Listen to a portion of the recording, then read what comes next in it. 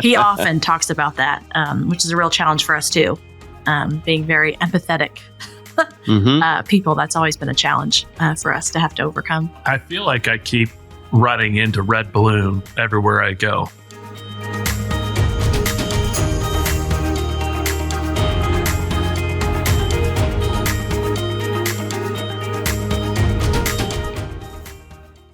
Hello, and welcome to the Liberty Spenders Podcast. We are Kurt and Kristen Luidhardt, your hosts and co-founders of the Prosper Group, an agency that's raised over $500 million and help elect over 100 members of Congress, 14 governors, 15 U.S. senators, and 1 president. And now, in addition to helping political candidates get elected, we're helping your business get elected by helping to answer this question. What if you could exponentially grow your business by tapping into a unique and engaged audience we call Liberty Spenders? They are politically conservative or faith-based consumers, and they're looking to buy from businesses and brands that align with their values. Our guest today is Andrew. Andrew, I'm going to apologize. Say your last name perfectly for me. Well, I'll tell you, it's Crapuchettes, unfortunately. If you're in Paris, it's Crapuchette, and it sounds super cool, but we're in America, and it's Crapuchettes. And I cannot tell you how many jokes are associated with that last name, but we'll leave it there. Crapuchettes, no way around it. Andrew is the founder and CEO of RedBalloon, which has quickly become America's largest connector of employers and employees who prioritize a positive workplace culture, free from the divisiveness of cancel culture mandates. Andrew himself is a longtime business leader and entrepreneur and innovator in the technology industry. He's founded several successful tech-focused companies, widely considered a global pioneer in the development of and use of labor market data analytics, an industry he helped found over 20 years ago. We're going to get into that a little bit. Having founded your own company and sold it, how that led to the start of RedBalloon, which I think is such a powerful way to introduce you to the audience here. Yeah, well, thank you. And I'm very grateful to be on the show and to get the opportunity to work with you. We have been so blessed to get to work with organizations around the country who are just in the fight when it comes to culture war and also our nation. I think we're in an interesting spot in America today where I feel like we could lose our way very quickly or have lost our way in a lot of ways. And I think that all of us need to be kind of strapped in, buckled in, ready to help in any way we can. So, my quick backstory, I started in the San Francisco Bay Area. I did the .com thing. I found that I was tired of traffic and liberals. So I left the Bay Area, moved up to Idaho, and found that there were no jobs up here. So the Bay Area, San Francisco Bay Area had amazing economic activity, especially 25 years ago, and great jobs, great opportunities, especially for a young person who wanted to go and do something in the tech world. But then when you come to Idaho, there's lots of open land and there's hunting and fishing and all the things you might want to do in Idaho, but not a lot of great jobs. And I've always had this passion that a job is such a defining feature of a person's life. When you meet someone new, you ask them, what do you do? Right? And you're asking them what their job is, but it betrays that a job's not a 9-to-5 hobby. It's a vocation that defines you in a lot of ways. And so I wanted people to have meaningful employment. So even as a young 22-year-old, when I moved up to Idaho, I decided that I needed to start businesses so I could create jobs because I'd been given skills and abilities and God had blessed me. And so, I should turn around and bless other people. So I started doing that. And I started a 3D printing business that I ended up selling to Stryker. I started a student information software business that I sold to the employees. And I started a whole series of other businesses and ended up with like 6 successful exits, everything ranging from a couple $100,000 to a couple $100 million. And it was really a wonderful opportunity to learn a lot about business, learn about hiring and firing and growing people. And the business that I was really, I would say, the most passionate about and had grown up to about a $50 million tech business was an economic labor, easy for me to say, economic labor market data company. And look, economics is like the dismal science. You're like, why would you have a $50 million business focused on labor market data? But it was connected to this passion that I had because you think about how much decision-ready information you have on your phone about where you're going to go to dinner tonight or where you're going to go on your next vacation, or even if you can buy a house and get a mortgage. but how much information is there for what skills can I add to my current portfolio of skills as a person that will help me advance my career, or put me in a better spot to support my family or prosper in my career? Or what colleges should I go to? What classes are going to produce the highest economic return for the investment of my time and energy in that class? And there really wasn't good data or information for that. And so we built this labor market data company to make sure that as many people as possible had decision-ready information at the point of decision in some of the biggest decisions in their life around their career, their education, et cetera. Really wonderful company, sold it a couple of times. It's fun to get a big check. It's not fun to lose control. And 2020 came around, and my board, along with the rest of the world, lost their mind and decided that I needed to start doing things around COVID and BLM and George Floyd that I simply was not comfortable with. And they went on to say that you are welcome to be a CEO who happens to be a Christian, but we don't like this Christian CEO thing. I'm like, oh, well, I guess that sounds like you don't want me to bring my whole self to work. And they said, well, yes, something like that. So I ended up being delightfully unemployed back in kind of mid 2021 after this kind of tumultuous time period. And I will point out, my sweet wife gave me a really nice bottle of scotch as a way to go. You lost your job because I lost it for the right way, right? Yeah. And Well done. so there you go. And that's where RedBalloon came from. Wow. I hadn't even heard that full story. Andrew, you tell it so well. That is incredible. And what a pivot, to take that hardship and frustration and then spin it exactly into something that can be the solution for many people. Yeah. And it was a painful time, right? And often painful times are the creator of great things. And my wife actually wrote an article in the Federalist at that time. And she said, my husband was not fired. He was redeployed. And when you're redeployed and told to go take a new hill, you don't argue with the general, you just go do it. And so that's where RedBalloon came from, because I saw all these people, whether it was the vaccine mandate or DEI or ESG or any of the alphabet soup of crazy that's in the workplace, really sapping the joy and productivity out of the American workplace. And so I wanted to be a solution to that. So that's where RedBalloon came from. We're redballoon.work. It's called RedBalloon because if you've ever been on a hot air balloon, have you been on a hot air balloon? I have. Yeah, it's kind of this. It's very quiet, right? And you're just kind of this obviously floating sensation. It feels a lot like looking for a job. There's not a lot of feedback. You're just kind of up there. You don't have a lot of control of your direction. And there's a lot of people using, in that job search area because they got displaced and they're looking for a red business or a red state or a red region of a blue state, a place where they can be free in the workplace. And so that's kind of where the RedBalloon name came from. And it's a .work, not a .com, because .com sounded too much like communism to me. And we don't want communism. We want work. So RedBalloon.work. And we are, we turned into the nation's leading pro-freedom job board very, very quickly. We now have thousands of businesses and millions of job seekers who turn to us so that they can be free in the workplace. So we're a matchmaking service for the pro-freedom America that is looking to work hard they still believe in capitalism and they want to succeed in this crazy marketplace. Yeah, well, it seems like important work because as your own example shows, not even CEOs and execs are free from cancel culture in the workplace. And it can be a real danger to an employee who wants to grow in their career only to find out that, maybe because of a choice they've made about vaccination status or something they said about their faith, they can't work someplace. That's right. We did a survey we call it the Freedom Economy Index, and we surveyed 100,000 job seekers on the RedBalloon platform and primarily focused on people who had not yet found a new job through RedBalloon. 63% said that if their boss knew that they voted Republican or were Christian in any way, that it would probably cost them their job, but it would absolutely cost them any raise or promotional opportunities within the business. 63% of these employees.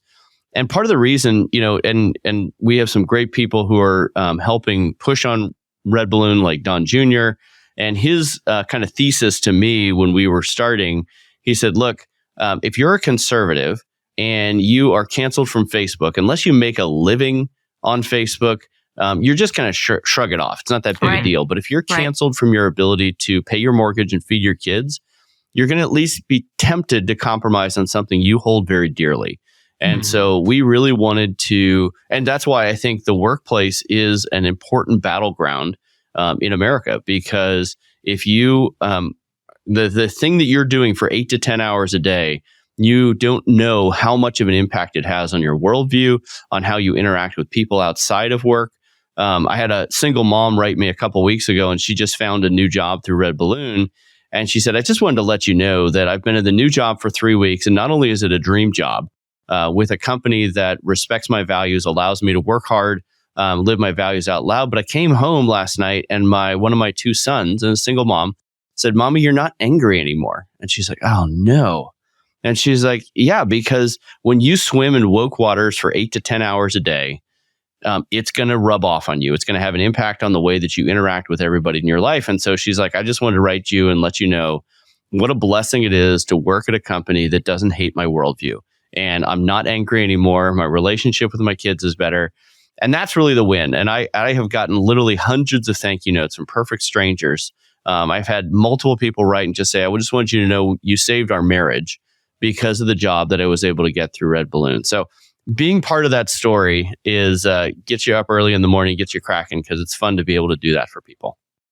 Yeah, it's powerful. It is. And I have found this sort of trend not only concerning, as you did, but almost a little confusing. You know, we've been 18 years in the business of developing marketing strategies for Republican candidates and conservative organizations. And I would say in 18 years, we have had at least a few employees who were either apolitical, so they weren't real passionate from particularly some of the folks in sort of the admin departments or kind of doing some other stuff, or there were a couple of them that were even Democrats, but we welcomed them and gave them an opportunity to do what they were good at. They enjoyed the atmosphere, and I was happy to have good people with work ethics. Mm-hmm. And I just don't understand what is driving employers to turn down good workers or to oppose good workers over their political views. It seems so foreign to me. We didn't, and that's literally what we did in our business, and we still didn't. People would ask, it would come up in a conversation, we'd say, no, absolutely not. You need to know that's what we do for a living, but if you're here to work and, we don't have any issues with it, does not affect the culture or the staff or the opinions of people. And so to Kurt's point, it's shocking to think that would be an issue, because of course the goal and the ideal is not to divide people based on this, where we have to retreat to our corners. But at the same time, you spend so much of your life in some vocation of some sort. And so it's just, life's too short to be at a place where you feel like you have to not be yourself, or that you're stifled or held back or discriminated against for those reasons. We certainly wouldn't want that for anyone else. So, it's just a shame that you're seeing so much of that, or that it's a problem that has to be solved or addressed. That's right. And honestly, and this is kind of funny to say, I would be happy if RedBalloon was not necessary, right? Yeah. If Indeed.com didn't cancel Answers in Genesis, or construction companies that say they're God-fearing and freedom-loving, which Indeed has been doing, then we wouldn't be needed. But we're in a moment where clearly this is a market need. Again, the fact that we're 3 years old and thousands of businesses and millions of job seekers into it. People want freedom in America. And I'm with you. I think a classic liberal who's willing to just show up, work hard is really important. But unfortunately, if you're an employer today, hiring is terrifying. And this is the confusing part, right? We have had multiple employers who are on RedBalloon who said, we hired previously, and the employee that we hired was actively trying to destroy our business because of what we stood for. They were leaking financial information. They were hiring bad employees. They were giving customers a bad experience because they hated what we were doing. And in fact, 75% of all businesses in America have had a labor-based lawsuit in the last 5 years. 75%, right? And these are often lawsuits from people who work for you, right? And so just think about the anxiety, the mental drain, not only the financial drain and the distraction, but the mental drain. If here's a person who works for me, who's on my payroll, who I've been trying to bless, trying to develop and be part of my company. And they're now bringing an active lawsuit against me because I misgendered them, which is actually one of the top reasons for a lawsuit. I misgendered them, and they call it sexual harassment, which you can do in the state of California. So the lawsuits are up. It really has become a workplace where it used to be that, you would grab people of all kinds that would be in there, and you do want diversity of thought, you want diversity of ideas, but man, you get a bad hire in a workplace today, and it can cost you a lot of money and a lot of anxiety and a lot of time and energy. So that's part of the reason what we're doing is so important right now. It's just not, I don't understand, again, the thought process of I don't like where I'm at, so I'm just going to quit and find someplace else to work. That's right. Instead, I'm going to, it's going to become hostile, or there's just no need for that. Yeah. So. Well, and you're solving an important problem. Mm-hmm. I do know we talk to business owners all the time who run into these problems. One of my good friends told a similar story of a couple of employees that were really upset that her company didn't do any acknowledgement on Facebook of Pride Month. It wasn't that she had said anything negative or chose to oppose them or treated LGBTQ employees differently. It was simply that she didn't advocate for Pride Month on Facebook, and they tried to lead a rebellion of the employees. And that's a painful on her personal experience. Personal account, which and is just it's just the kind of thing that we see, I think, when you hire the wrong people. Yeah, for sure. It was great to talk about the exciting work you're doing at RedBalloon, but I also want to get into your experience as a successful entrepreneur with 6 exits and some even radically different industries. What would be your absolute best advice for somebody who wants to be that person who builds and sells and starts all over and does it again? Yeah, it's not for the faint of heart. I'll tell you that right now. Amen. It is a lot of work. It's a lot of energy. It's a lot of stamina. I've been asked by entrepreneurs, what's the character quality that I need to have? And I said, man, stamina. Because there's going to be days where it feels like I don't know that this is going to work. I don't know that I'm going to make it. And you need to have the confidence, the stalwartness. And yeah, businesses fail, but often you are 90% of the way there when you really want to give up. And so you need to have the stamina to make it that last 10% of the way. So I'd say that's the first thing. As an entrepreneur, you need to realize you're strapping in and you need to have a lot of stamina. I think the second thing is you need to be obsessed with your customers and actually solving problems. I've seen so many businesses that are built around an idea, not around customer problems. And I know that sounds pretty pithy, but the reality is every business should be solving a deep problem that a customer can't solve in another way, or else you shouldn't be doing what you're doing. If you just have a really cool idea for an app or something like that, it's not going to get you anywhere. And so when I meet with young people who are like, I want to start a business, I'm like, okay, so what's the most painful part of your day or the most painful part of your week? Is there a way to solve that? And if there's not a way to solve that, I'd like you to go ask 10 other people if they have that pain point as well in their day and their week. And if the answer is yes to more than 50% of them, then there's a chance that you have an opportunity to solve that problem. And if you're looking to bless customers, if you're looking to solve a problem for them, then that's where the business comes from. It doesn't come from, I want to make a lot of money. If you just get into business trying to make a lot of money, you might succeed, but you're going to, be really bored and not really, it's not going to be good for your soul. But if you're in business to try and solve a problem for someone else, that's how God built the world, and you're going to be successful at that. So have stamina and actually try and focus on solving problems, not just presenting an idea or a product that's going to make you money. Yeah, that's such great advice. And the two go hand in hand because, when you're focused on solving that business problem or that customer problem, that may shift and there could be new hurdles along the way. And so to your point about stamina and just keeping focus on that, those things are just tied together because something new will come up that you'll now have to address, or a shift in the landscape or the media. And okay, now I got to figure out a better way to solve this same problem, or maybe the problem has shifted. And so I know we've experienced that in our business journey.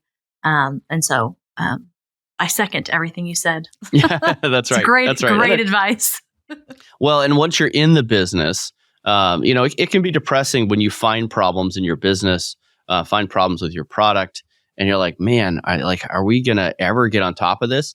And my response is always like, if you're not finding any problems in your business, then you're either not looking or you're already dead.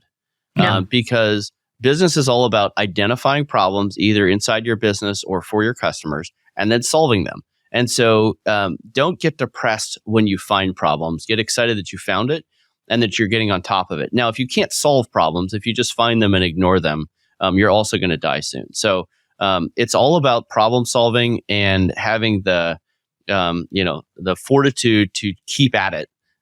That's how you're going to be successful at business. So yeah, I think we're on the same page, especially as people who have done this thing. Well, yeah, and the problems don't go away, and that's not a bad thing. It's just a sign of life and a sign that you're doing something. That's right. That matters. That's right. And so we've talked about this a lot, and we're big fans of Tony Robbins. He's been a mentor of ours for a long time, and he talks a lot about this. Just that is a part of business, and all you want is higher quality problems. You don't get less problems; they don't go away. You just hopefully get higher quality problems, and the mindset also that can stump a lot of business owners. I'm sure our listeners will agree with this. Is just to your point when you said you can feel frustrated finding problems in your business, and you think, how am I going to tackle this? Or it feels so big, or it feels so complex. Another little tidbit is just to think about constant, never-ending improvement. Not that every problem has to be just solved right away, but if you just take little steps, it's amazing how much progress you can make in 6 months, in a year, just by focusing. And so we have that with our company. We call it CANI, CANI for short, and it makes a big difference. So.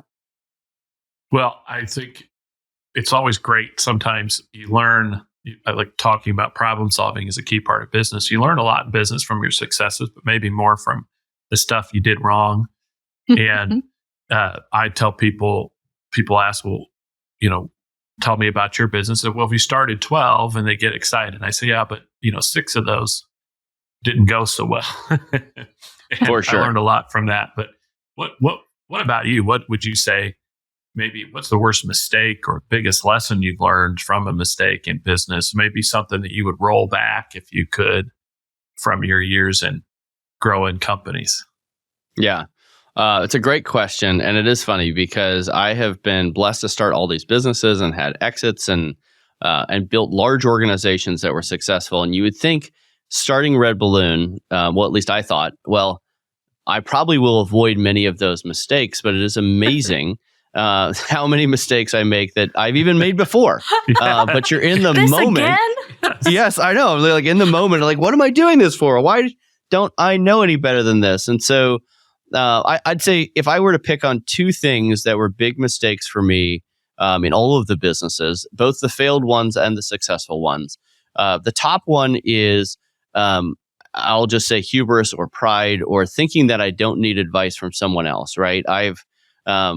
When you've had a lot of success, you're like, hey, I'm in pretty good shape. I'm just going to start a RedBalloon or whatever business, and it's going to be amazing. And not get myself advisors or a board or anybody like that, and just think I can pull this off myself. It will be successful because I've been successful before. We all have blind spots. We're not perfect. We are not infinite. And you need to have other people in your life who will point out those blind spots, and you really need to be open to it. My wife is a wonderful counselor. We talk about business all the time. We talk about employees. We talk about markets. She is amazing. But also I have other people that I need to go to them, and they need to know my business and my failings well enough that they can say, Andrew, you're really doing the wrong thing here. And here's how that's going to turn out. Because no matter how good you are at business or almost anything, you can get stuck in the forest and not realize that you're focusing on a tree and you've lost sight of what's really going on. And so I would say you need to have good counselors who you're open to and they feel comfortable letting you have it because you did something stupid. Because all of us do stupid things no matter how smart or brilliant or amazing we are. So that would be the first thing, is make sure you have counselors, whether it's an advisory board or a board, or just people who know your business well enough. I have a fractional CFO here at RedBalloon, And he's fractional only because he's super busy doing lots of other things. But I have a weekly meeting where I'm like, okay, here's where the business is. And what do you see that I'm missing? And he often has a lot of insights and advice for me. Then I'm like, oh man, I don't want to hear that. Don't you know I'm a successful business person? But it's amazing. Who asked you anyway? Oh, I did. Yeah, right. Yeah, that's right. Well, I guess I did. I did, but I didn't want to. So I'd say that's the first thing. The second thing, mistakes that every person does, but I have made. I really like people, believe it or not, and as a consequence, I will wait too long to let someone go or give someone a harsh employee review. I cannot think of a time when I finally let someone go that I thought, man, I should have waited longer. It's always, I probably should have done that 3 months earlier. It's not a blessing to that person to keep a job where they're not being successful and they're struggling. Yes. And they're hurting the people around them with lack of productivity or bad attitude or whatever it is. But I oh man, I don't want to let them go. And I realized I'm just actually wimping out because I really like this person, but they're not the right fit for the organization right now. And I just need to make a quick decision that's a blessing to them.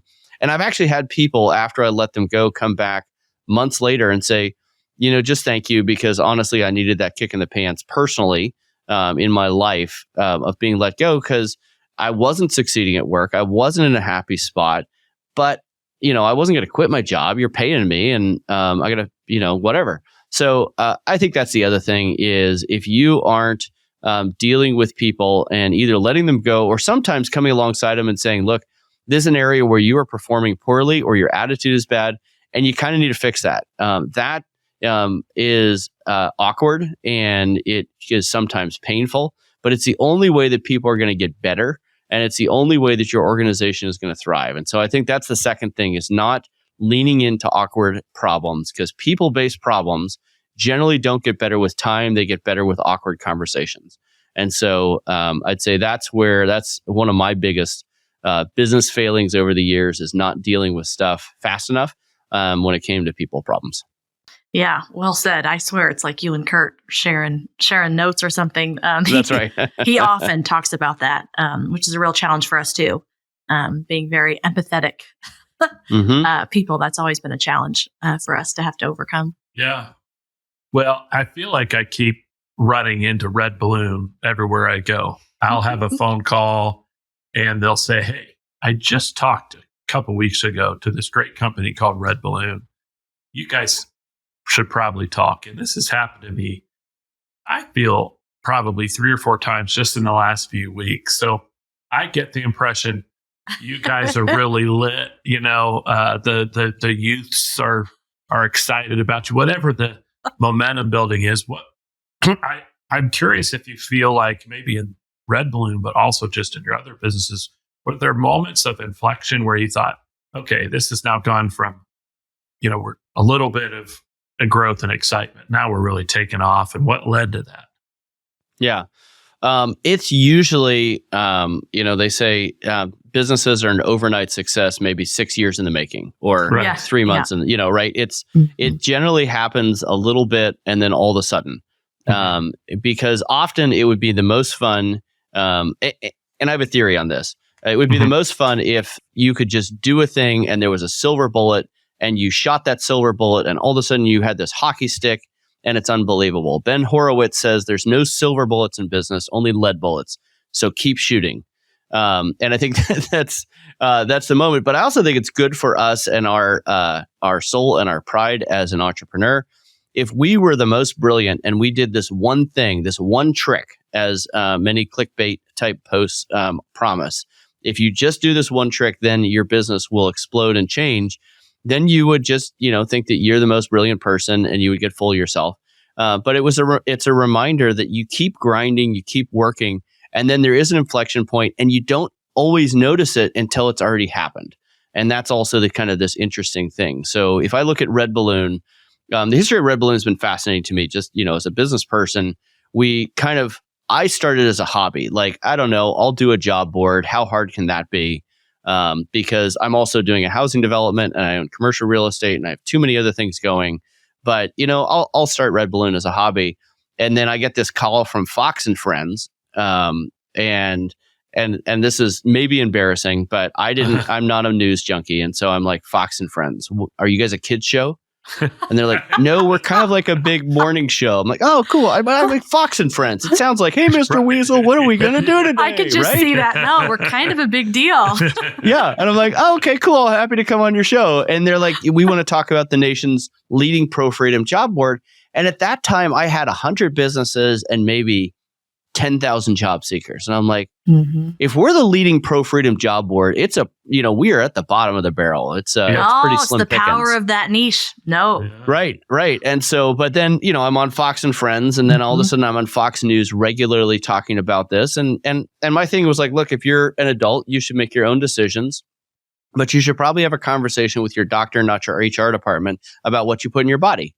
And that seemed really logical. And at the time it was dramatic. And so all of a sudden we went from this kind of like hobby job to I've got thousands of employers. I've got my website. I had my IT guy call when I was on Glenn Beck's show.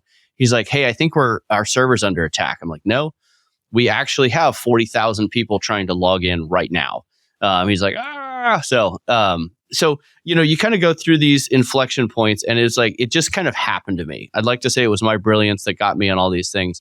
But then the vaccine mandate kind of calmed down, and the business kind of plateaus for a little bit. And like, okay, so, and that's that stamina moment of, okay, are we going to keep doing this? Do we think wokeness in the workplace is still a problem worth solving?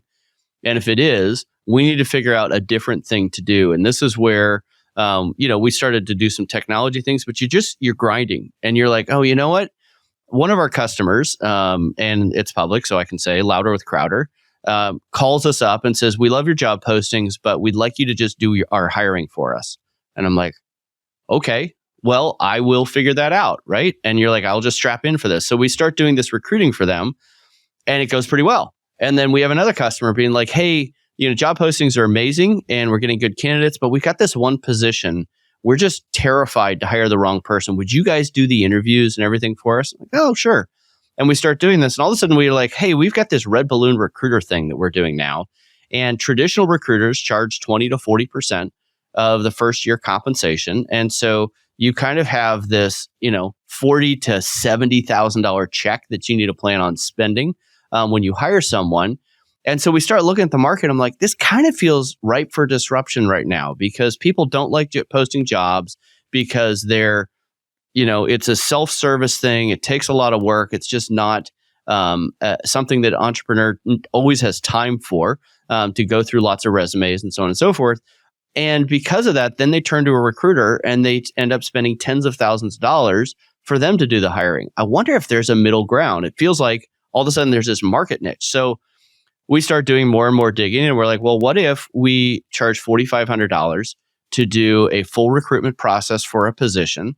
And because we're at the scale of a job board and we have over 100,000 unique visitors on our site every single month, and then I'm a technology guy and a process guy, what if we build technology and process to make the recruiting process a little more streamlined?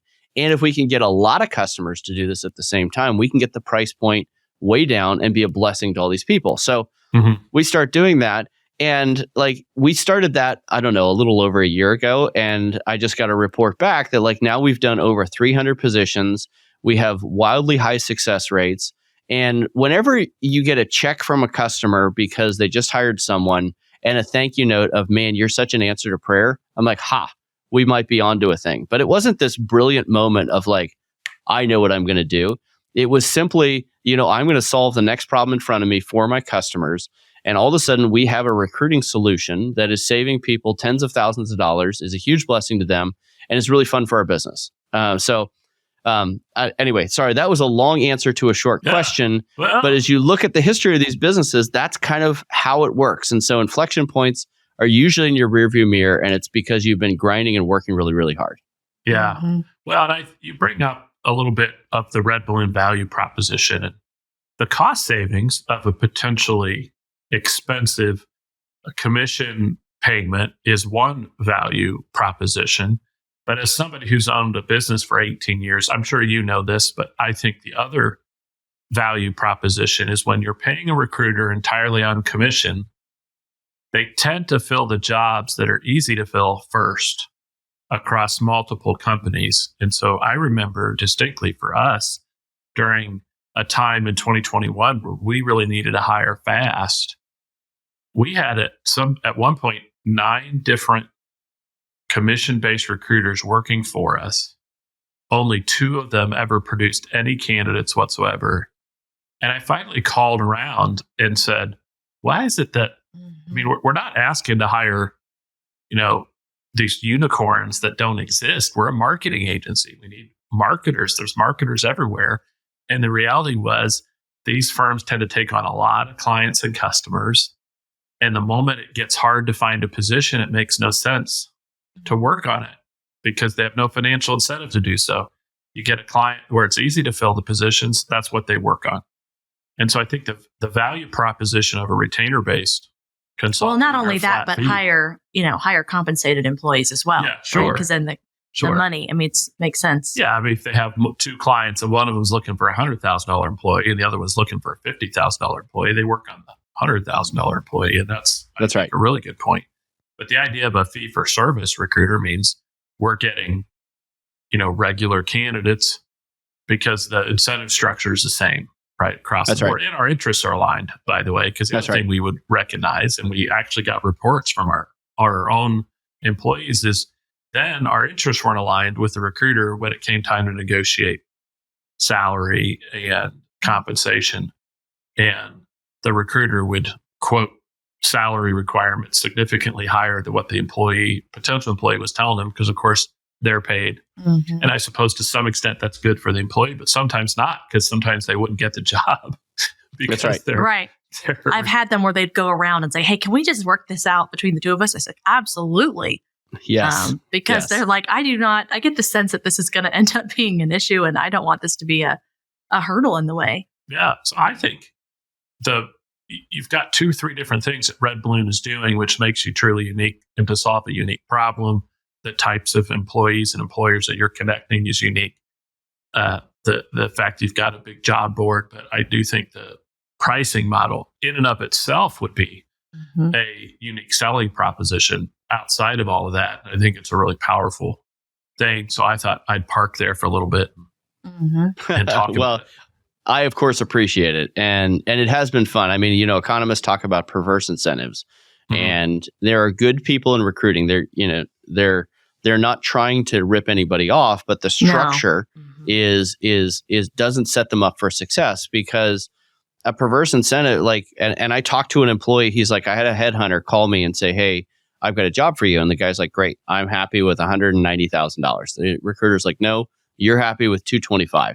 And he's like, actually, I'd rather earn less and be in a position where I'm not right on the edge of getting fired constantly because the employer can barely afford me, and have a happy job with an employer that likes me. And the recruiter's like, yeah, so $225,000, great, I'm going to go, right? Because they're getting a percentage of that. And so they have this weird perverse incentive. So, I mean, all those things are true. And it's been really fun. We had an MSP down in Southern California, and they're like, hey, we need a senior system administrator. So my RedBalloon team goes to work. And for that $4,500, we sourced 222 people. We got 27 of them into interviews, and we recommended 11 people to this MSP. They interviewed all 11 people and decided at the end of that they didn't want a senior system administrator. They wanted something entirely different. But it was but it was fine. Okay, well, you paid us $4,500 to do the work.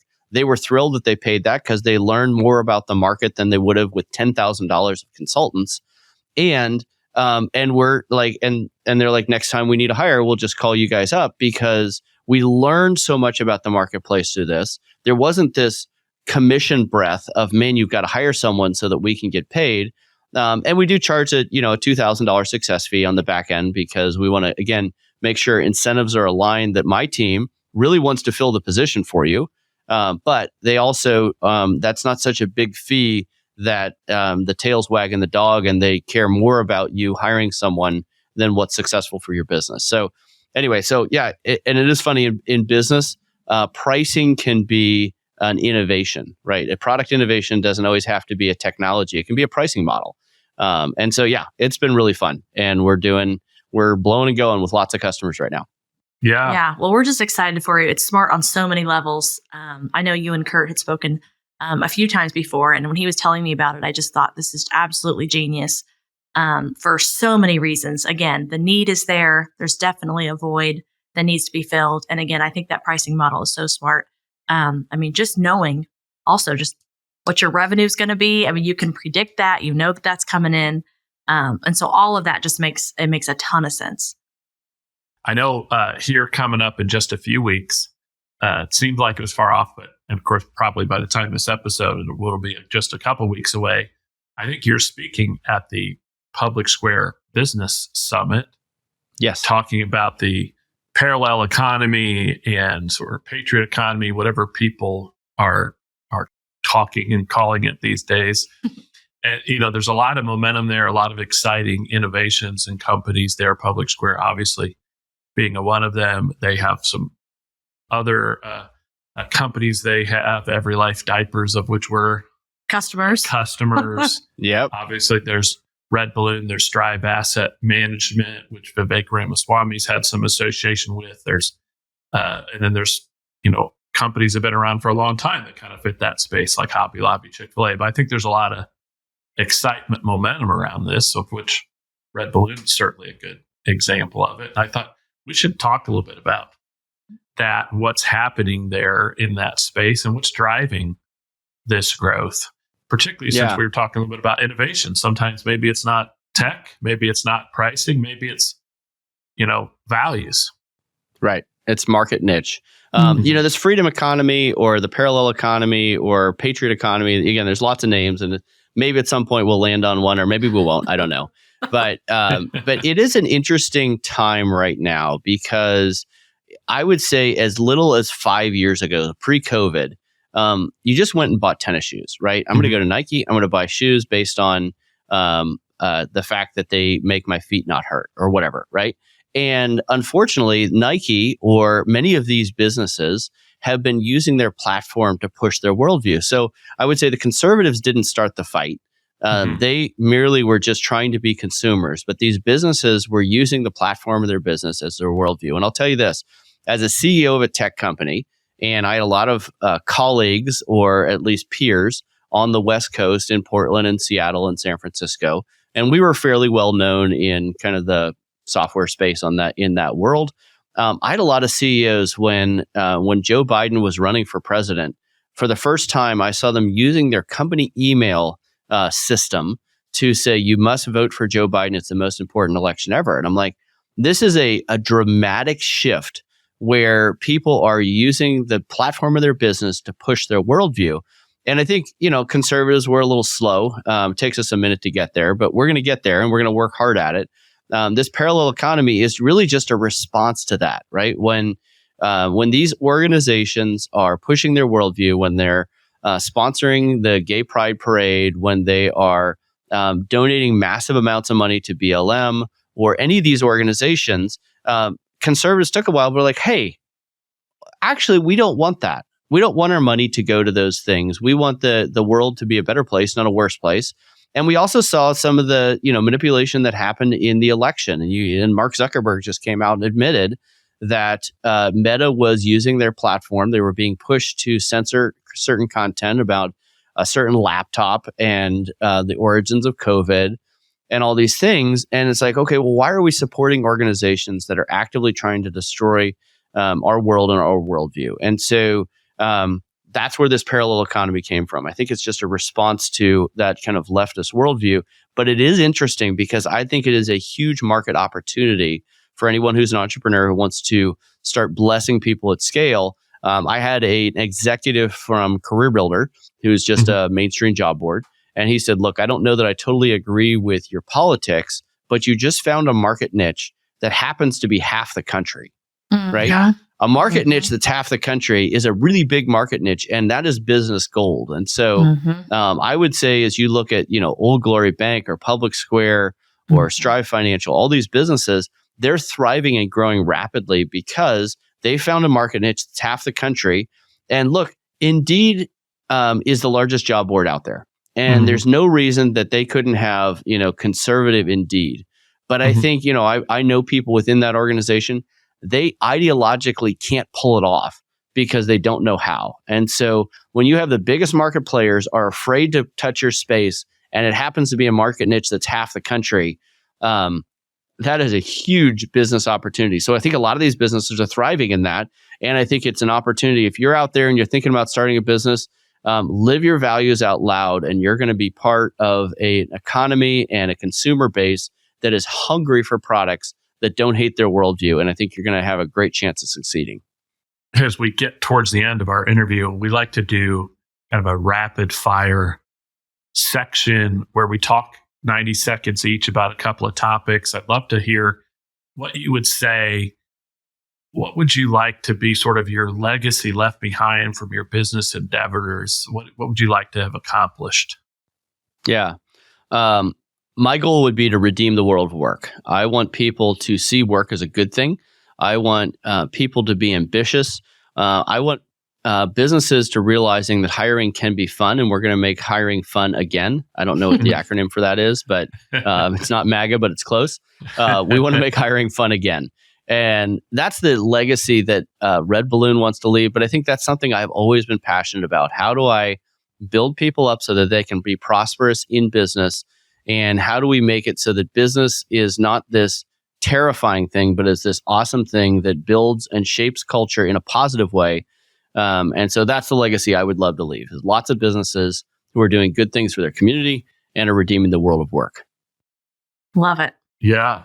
And then 90 seconds on anything but RedBalloon and parallel economy. Maybe a hobby, something you're passionate about these days.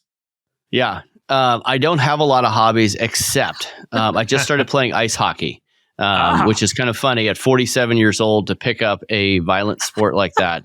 But I will tell you, it is so much fun to play ice hockey. I've been a rollerblader my whole life growing up in California. I did a lot of stupid things on rollerblades. I had friends on Team Rollerblade, and we did the hills of San Francisco on rollerblades without helmets. You can't stop for the intersections. You just are blowing through them and hope you don't get killed. So really stupid things as a young man. And we were like jumping over hoods of cars while they were driving. Like it was, anyway, bad idea. Don't do this at home, kids. But all those skills have translated into hockey, and I am like a hockey nut right now, even though I don't have a ton of time. It is just really, really fun to play ice hockey. So there you go. There's a totally random. I love it. And there's not really supposed to be follow-ups, but what does the wife think about this? I have to ask. So I wear the full cage, so I'm not going to lose my teeth. Okay. And I'll be honest. So, I'm 47 years old. I'm in a non-contact city league hockey. We affectionately call it the beer league. Because, we have a really good time, and I sweat really hard for 90 minutes. And it's usually a Sunday afternoon, and you go and you play your hockey game and you come home. And so she's like, well, you're a lot slower than the NHL, but, still going to support you. So she's a fan of me getting free exercise. Yeah. Well, I imagine you do. I mean, that's an intense workout. That qualifies. It's super fun. Yeah, for sure. Well, we certainly have to end 60 seconds. Best pitch for RedBalloon. Yeah, if you're a business and you realize that your employees are your most important asset, and they are, then you need to have the right people on the bus so that you can be successful as a business. It is so much more fun to run a business when you have people who are aligned on worldview, roughly, and believe that capitalism is a good thing, and they want you to make money. They're not afraid of you making money. And if you want those kind of people on your team, then RedBalloon is the best option to find those people. And if you're a job seeker and you think that the woke worldview in your current business is not affecting you, you're wrong. It is having a huge impact on your life. You should go fill out a job seeker profile at redballoon.work. You should tell your friends about it, and we should make work fun again. Absolutely. Well, it's been awesome to have you on, Andrew. For anybody who wants to learn more, definitely go to redballoon.work. I know at least one employer who would love to have you, Prosper Group. Right. But I know there's thousands of them out looking. And so definitely check them out at redballoon.work. Yes, Andrew, what a joy. I've learned so much. It's been inspiring. And again, Kurt and I just wish you tons of success and excited to keep working with you and your team. So thanks for joining. Well, thank you for having me. Thank you for the work you do. I mean, obviously, not just the political stuff, but helping people raise funds for the right things is critical. So thank you for your work. Thanks for having me. And I hope everybody has an amazing day. Yeah, same here. So thank you guys for tuning in. We invite you to join the Liberty Partnership community at libertyspenders.com. There you can learn more about how you can engage this audience and participate in this exact type of work and work in this space. There's also a great AI tool you can use to help learn more about how we can help you. So I encourage you to check out libertyspenders.com. And again, until next time.